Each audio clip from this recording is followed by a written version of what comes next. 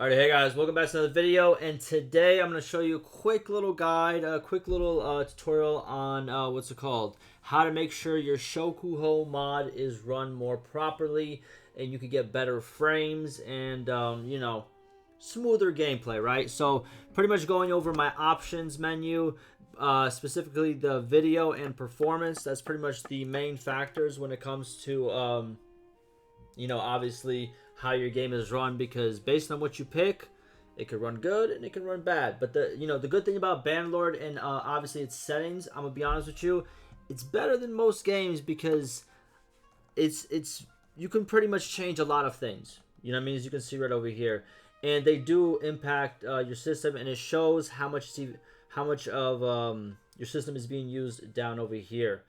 I don't even like running it even close to even half. I'm pretty sure, like, with my system, as you can see right here, I probably can do better than this. But I'm cool where I'm at. And I think that's, like, something that you should keep in mind if you want to have a more smoother experience. If you have a supercomputer, you're probably not even watching this video. But if you have, like, a mid-range, PC, you're kind of building up to something better, I understand, brother. I understand. But, like, let me show you what you need to do. So, first, for the video, obviously, everyone recommends full screen, and it's kind of true. When you run a game full screen, it just works better. If you have a second monitor, it's like the best gaming setup. If you don't have a second monitor yet and you want to run it windowed, it's gonna incur some penalties. I don't know why. It just does. Next, for screen resolution, I use my desktop resolution. And then for the refresh rate, I just put whatever my desktop resolution is. For this one that I have currently, it is 60, so I just put it at 60. VSync, I turn off. Then for force VSync and menus, I turn it on. It doesn't really change much, because when you're in menus, your frames per second don't really matter. There's not much action going on, so you could do it for that. Frame limiter, I limit it to 60 as well. Pretty much what my refresh rate is just I limit it to 60. I don't need more than 60 frames. I'm not seeing something crazy. 60 frames is perfectly fine for me. And then sharpen them out, I put it at 25. It just looks a little bit better. Doesn't really, performance not big of a hit. Next, let's go over performance. Now, be honest with you, a bunch of these don't, this is something you just have to sit one day, just sit down, go through. And I'm going to let you know right now, one thing that Bannerlord also has is a very good benchmark system. What is a benchmark? It's this thing right here. And we're going to do it at the end of the video. Okay, I'll press the button. But what this does is it pretty much starts this simulated battle experience, and we'll see it at the end of the video. And it pretty much shows you what your FPS is and also what you have it set to. Okay, and I'll show you both values, and therefore you can kind of see pretty much after making a change, you don't have to actually go into the game, just play the game and keep looking at your FPS counter up here, like I have it up here. You just press this.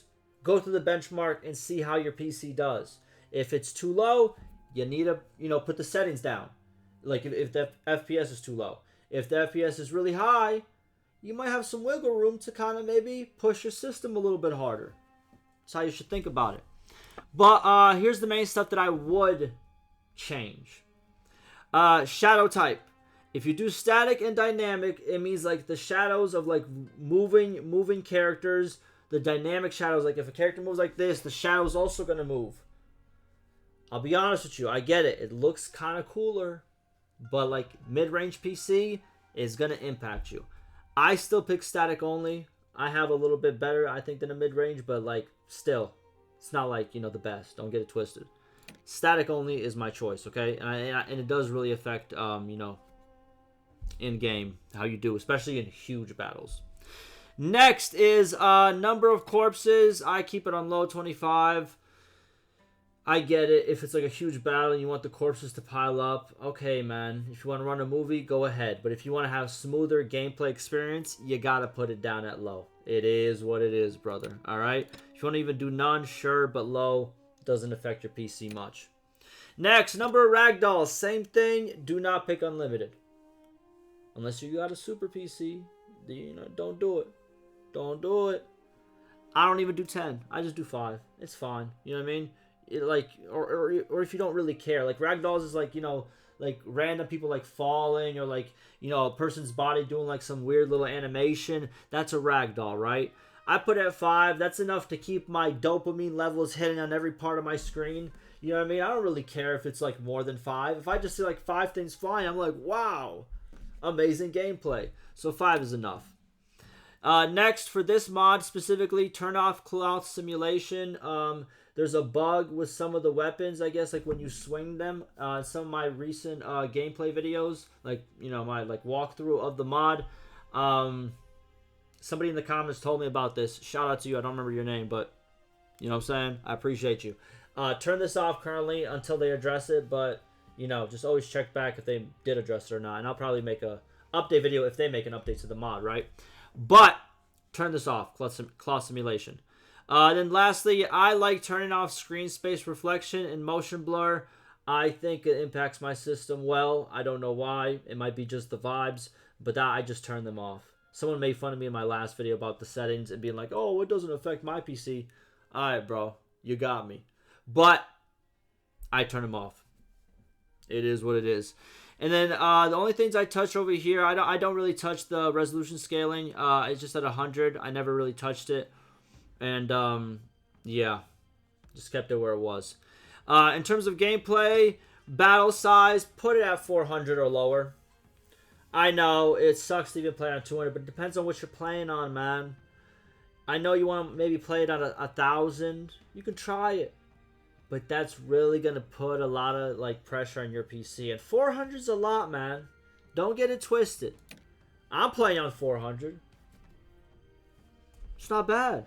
If you've seen my gameplay, if you've seen the battles I've been in my gameplay and you enjoyed it, that's 400, baby. So, you know what I mean? You could keep, again, if you do the benchmark, it's good. Try to go up a little bit. See how it goes, right?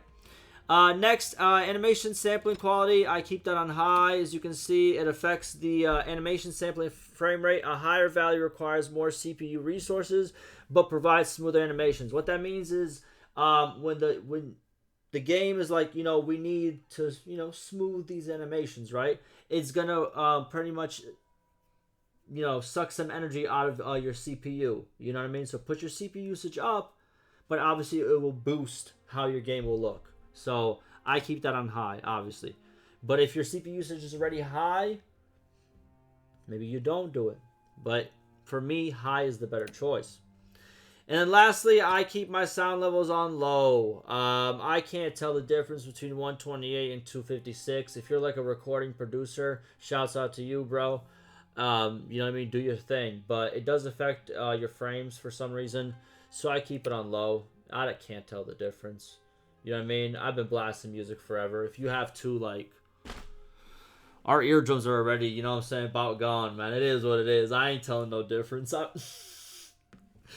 And that pretty much does it. Those are my settings. And now let's run the benchmark, and you'll see what my FPS is. And, like, I can even push my system harder. But at the same time, I'm recording my gameplay at the same time, which also takes a different amount of frames. You know what I mean? So that's why I kind of keep it lower, right? But here's the benchmark. And I think it's the same benchmark that the original game uses as well. And as you can see, right there.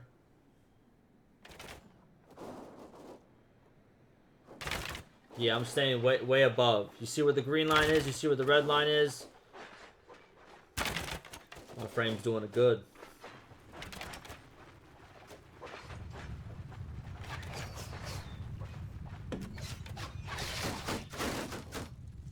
And again, if you wanted to push your system further, because you see by this test that, as you can see right here, like barely any, like my GPU usage right now is at 15% and my CPU usage is at 40%. I can pump these numbers up. And that's how you should look at it, right? If the game, FPS wise, is doing good, as you can see, I'm averaging like what, like 140, 150 right now. I can obviously put, because right now I don't even want the 150. I only want 60 max, because I maxed it out at 60. So I can kind of boost now certain settings. Let them stop fighting.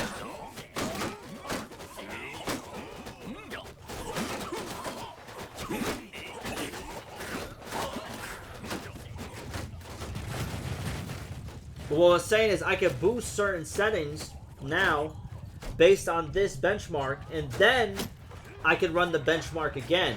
See, and this is what you should do, as you can see. Very easy, very simple. We quit, we go back. And lastly, my last little tip for you. I know, excuse me, the monster be kicking, man. I swear to God. But listen, one last tip I gotta tell you is, with your video drivers, update them, man. I get it, bro. I get it. I hate updating Windows, like Windows itself, because it'd be risky. But your video game drivers, whether you have AMD, NVIDIA, I don't know, whatever you have, man, figure out what the video, like the video drivers are. Keep that application on, whatever, on your PC, and update your video drivers to the newest version always. It helps. It really does. I used to not update it for some reason because I was like, I hate updating anything on my computer. Do it. Okay? But I'll do it. Hopefully that helps. If it doesn't help, well, you know, it sucks to suck. Womp womp. I'll see you in the next one.